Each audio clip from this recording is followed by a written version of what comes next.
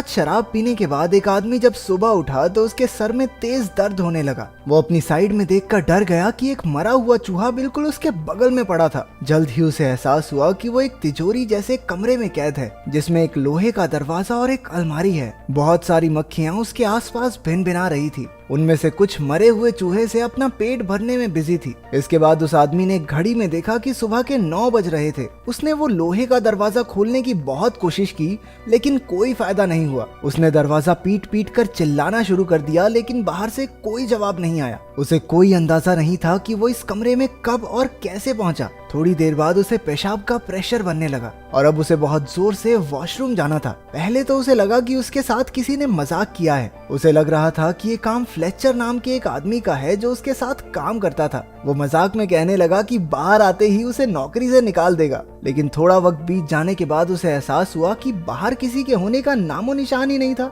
उसने जेब से अपना फोन निकालकर फ्लेचर को कॉल लगाई लेकिन वहां सिग्नल ही नहीं थे। इसका सीधा मतलब ये था कि बाहरी दुनिया से उसका संपर्क पूरी तरह टूट चुका है। उसने कमरे में मौजूद उस लोहे की अलमारी को भी खोलने की कोशिश की लेकिन वो भी पूरी तरह बंद थी। कमरे में चलकर उसने छिपे हुए कैमरे भी ढूंढने चाहे लेकिन वहां ऐसा कुछ नहीं था। अब उसकी समझ में कुछ नहीं आ रहा था और धीरे धीरे उसका चिड़चिड़ापन गुस्से में बदलने लगा। उसने जोर जोर से अपने कलीग्स पर चिल्लाना शुरू कर दिया। गुस्से से भरकर उसने अपनी बेल्ट उतारी और लोहे का दरवाजा पीटने लगा। कुछ देर बाद वो थक कर रुक गया क्योंकि उसने एक दिन से कुछ खाया भी नहीं था। उसने चिल्लाकर कहा कि अगर उसे बाहर नहीं निकाला तो वो सबको पुलिस के हवाले कर देगा। लेकिन फिर भी बाहर से कोई जवाब नहीं आया। पूरा एक दिन बीत गया था। अब उसने नींद से उठकर अपना फोन चेक किया लेकिन फोन भी उसके हाथ से छूटकर नीचे गिरकर टूट गया। वहां ना खाना था ना पानी, इसलिए जिंदा रहने के लिए उसे कुछ तो करना ही था। उसने अपना जूता उतारा और मजबूरी में उसी में पेशाब करके पी गया।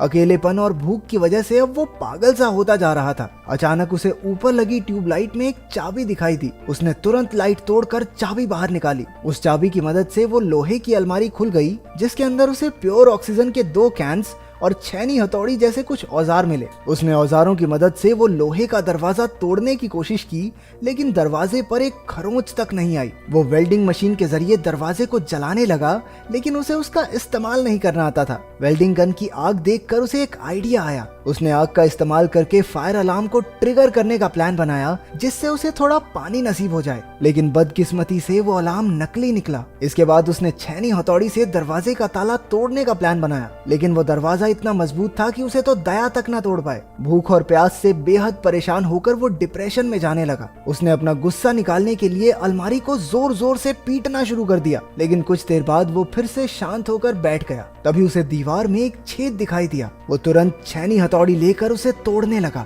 वो वहां सुरंग बनाकर बाहर निकलने की फिराक में था। धीरे धीरे कमरे में ऑक्सीजन का स्तर कम हो रहा था इसलिए उसने प्योर ऑक्सीजन ले ली लेकिन फिर उसके शरीर में ऑक्सीजन की मात्रा बढ़ जाने से उसे चक्कर आने लगे। उसने ऑक्सीजन कैन बंद किया और उसकी नजर उस मरे हुए चूहे पर लगे कुछ कीड़ों पर पड़ी। अब जिंदा रहने के लिए उसे बियर ग्रिल्स बन के वो कीड़े मकोड़े भी खाने पड़े। पेट पूजा के बाद उसने सुरंग बनाने का काम जारी रखा। काफी मेहनत के बाद उसने वो छेद बड़ा कर दिया और उसे दीवार के अंदर मौजूद लोहे के सरिये दिखाई देने लगे। उसने वेल्डिंग गन की मदद से वो सरिये काटे और दीवार को तोड़ना जारी रखा। कुछ ही देर में वहां से रोशनी आने लगी जिसे देखकर वो खुशी से झूम उठा। अब छेद इतना बड़ा हो चुका था कि वो उससे बाहर निकल जाए लेकिन जैसे ही वो उस दीवार के उस पार गया उसके पैरों तले जमीन खिसक गई। वो बाहर की दुनिया में नहीं बल्कि वैसे ही एक और कमरे में आ चुका था। उसकी सारी मेहनत बर्बाद हो गई थी। वो निराश होकर पागलों की तरह लोहे का दरवाजा पीटने लगा। थोड़ी देर बाद शांत होकर उसने इधर उधर नजर दौड़ाई। कमरे के एक कोने में एक लाल रंग का ताबूत रखा था। उसने ध्यान से ताबूत का ढक्कन हटाया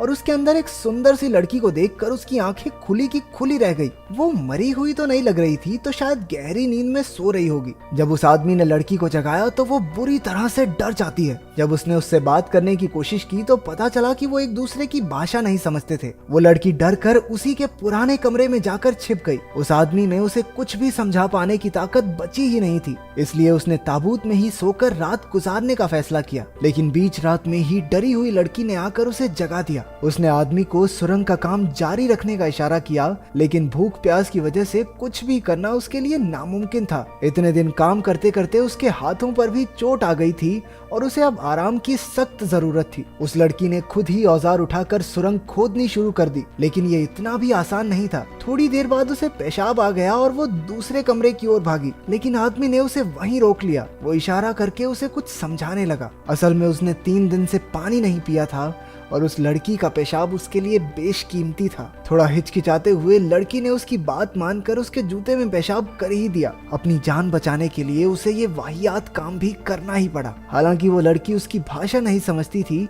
लेकिन आदमी को देखकर वो ये समझ चुकी थी कि यहाँ जिंदा रहने के लिए क्या करना होगा। फिर आदमी उसे कीड़े खाने भी सिखाने लगा, लेकिन वो कीड़े खाने से साफ मना कर देती है। इसके बाद आदमी उस कमरे की दीवार पर छेद करने के काम में लग गया, लेकिन काफी वक्त लगे रहने के बाद भी वो छोटा सा ही छेद कर पाया। इसे देखकर वो लड़की निराश होकर रोने लगी।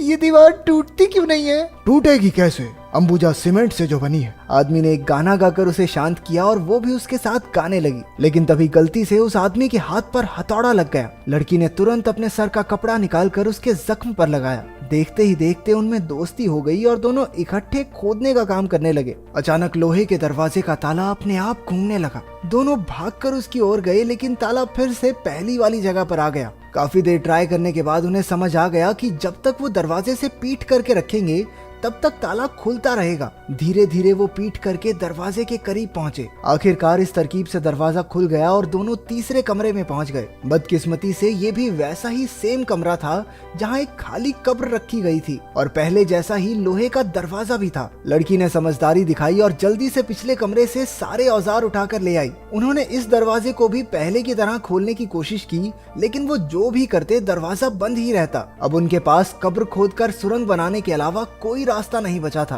अब उस आदमी के शरीर में बिल्कुल ताकत नहीं बची थी और वो चक्कर खाकर गिर पड़ा। लड़की अब भी ठीक थी क्योंकि उसने इतना काम नहीं किया था। अब आदमी के शरीर में बुखार आना शुरू हो गया। तभी उसे उन्हें कैद करने वाले की असली इच्छा का एहसास हुआ। आदमी को लगा कि उन्हें कैद करने वाला उन दोनों को एक दूसरे का कत्ल करते हुए देखना चाहता है, इसलिए बाहर निकलने के लिए उनमें से एक को मरना होगा। कमरे में रखी कब्र ही उनमें से एक की मंजिल है। सारी मुसीबत खत्म करने के लिए आदमी ने लड़की का खून करने के बारे में सोचा, लेकिन वो ऐसा कर नहीं पाया। अब उसकी जिंदा रहने की सारी उम्मीद और इच्छा खत्म हो चुकी थी, इसलिए उसने खुद को ही कब्र में लेटा लिया और मौत का इंतजार करने लगा। लड़की ने उसे थप्पड़ और घूंसे मारकर जगाए रखने की कोशिश की, हालांकि आदमी में कोई हलचल नहीं हुई। उसने आदमी को कब्र से बाहर निकाला और उसे जमीन पर लेटाकर सुलाने लगी। अब वो भी सबसे तंग आ गई थी, इसलिए वो दरवाजे पर जाकर चिल्लाने लगती है, लेकिन बाहर से चूं तक की आवाज नहीं आई। अब उसे भी कोई रास्ता नहीं दिख रहा था। आखिरकार उसने अपने आंसुओं से आदमी की प्यास बुझाई। अगर वो मर गया तो वो भी ज्यादा देर तक बच नहीं पाएगी। कुछ देर बाद उसने अपने कपड़े उतारने शुरू कर दिए। बेहोशी की हालत में भी आदमी को समझ आ गया कि वो क्या कर रही है। लड़की के छूने से वो भी हल्का हल्का जागता रहा। जैसे तैसे लड़की ने पूरी रात उसे जगाए रखा। कुछ देर बाद दोनों थक कर जमीन पर सो गए। थोड़ी देर बाद जब आदमी की आंख खुली तो उसने देखा कि लड़की उसके पास ही सो रही थी। रेंगते हुए वो दूसरे कमरे तक गया और ताबूत से कपड़ा निकाल कर उसने लड़की को उड़ा दिया। इसके बाद वो कमजोरी से एक बार फिर बेहोश हो गया। तभी उसे ताले के घूमने की आवाज सुनाई दी। दोनों तुरंत उठ गए और पिछली बार की तरह इस बार भी दोनों ने दरवाजे की तरफ पीठ करके आगे बढ़ना शुरू किया। अब आदमी इतना ज्यादा कमजोर हो चुका था कि खुद से चल भी नहीं पा रहा था। लड़की किसी तरह उसे सहारा देकर अपने साथ दरवाजे तक ले जाती है। अचानक इस बार दरवाजा खुल गया और एक बेहद खूबसूरत नजारा उनकी आंखों के सामने आया। लोहे के दरवाजे के बाहर की दुनिया किसी स्वर्ग से कम नहीं थी। चारों ओर बेहद सुंदर झरने, पक्षी और फूल फैले हुए थे। इतना सुंदर नजारा उन्होंने आज तक नहीं देखा था। दोनों ने एक दूसरे की ओर देखा और खुशी से मुस्कुराने लगे। इतनी मुश्किलें सहने के बाद उन्हें आखिरकार इतना खूबसूरत अंत मिला।